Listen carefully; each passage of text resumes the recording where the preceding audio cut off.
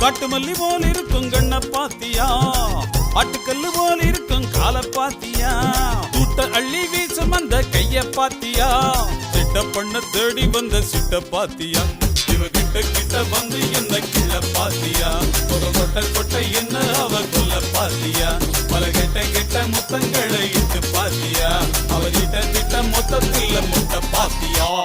ஒப்புறானே ஒப்புறானே ஏதோ ஆச்சு எனக்கு தானே, தப்புறானே தப்புறானே இவன் தட்டு கட்டு தள்ளி தள்ளி நிற்கிறானே.